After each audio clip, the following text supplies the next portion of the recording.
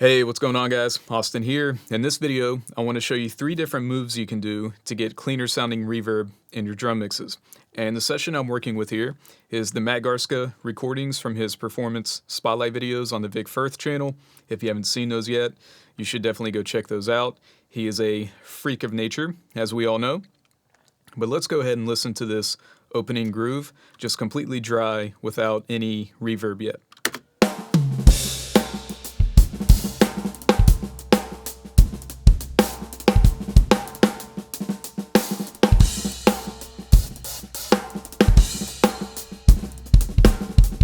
Okay, so that's the dry drum sound we're working with here. Now over here on the right, you can see that I already have an Aux Track set up for the reverb. So I'm going to go in here, and I'm going to drop in trusty old Space Designer.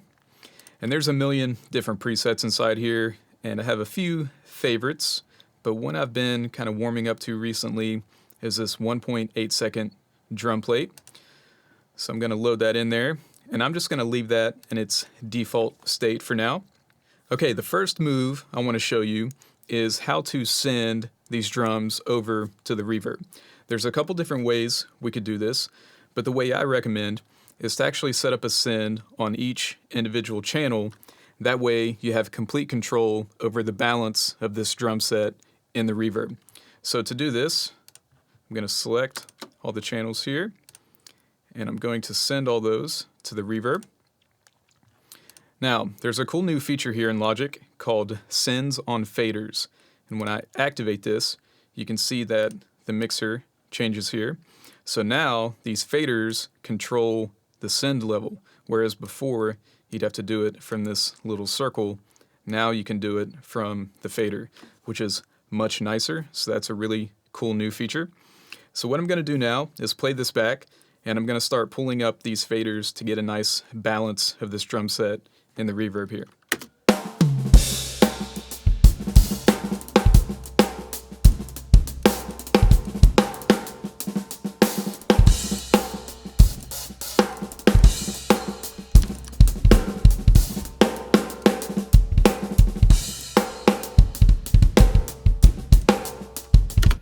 Now, with the kick drum, let me solo this here.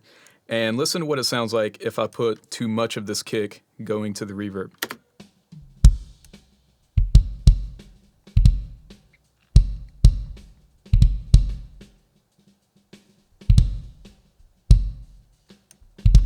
So you can hear it gets that clicky, high-end reverb thing going on, which I don't like. I try to stay away from that in my mixes, and that's why I do this method of sending from the individual tracks, because now I can pull that kick drum down and keep it drier in the reverb. So I'm going to pull this down to around here. Let's see what we got.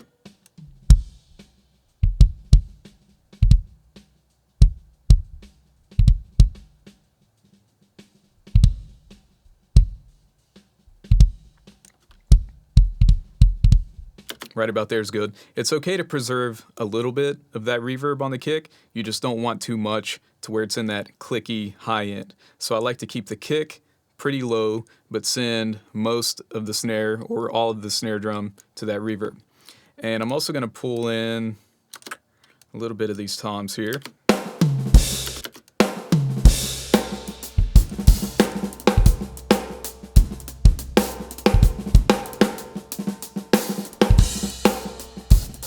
All right, so that's move number 1, sending from the individual tracks, so that way you can keep the kick dry, but send all of the snare drum in there. Now, the next thing I want to show you is inside the Space Designer here.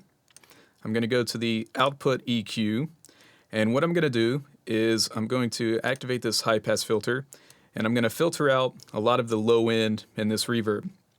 If you have too much low end in there, it's going to muddy up the mix, and it's just going to be too thick and heavy of a reverb, and that never really sounds good to me. So I like to thin out this reverb quite a bit.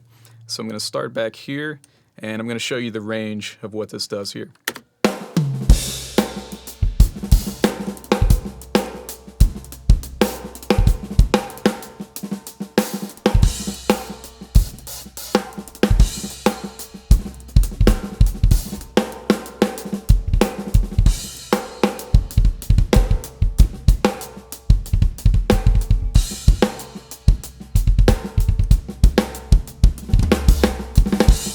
So right around there is a pretty good place for that to sit. It just thins out that reverb, makes it sit a lot nicer in the mix. Now you can also roll off a little bit of that super high end, which kind of takes away a little bit of that aggressive high end sound and makes it just kind of chill out a little bit.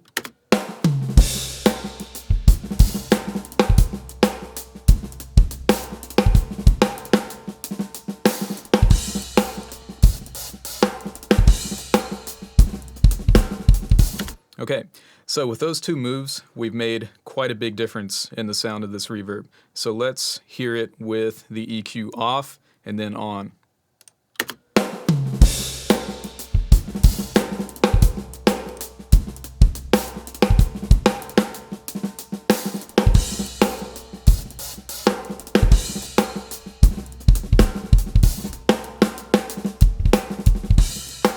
Much cleaner.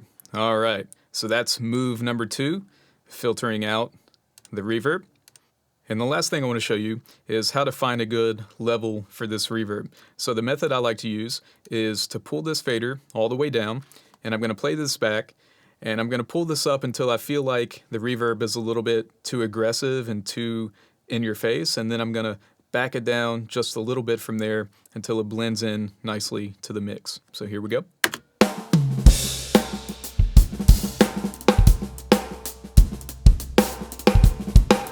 It's a little bit too much there, right?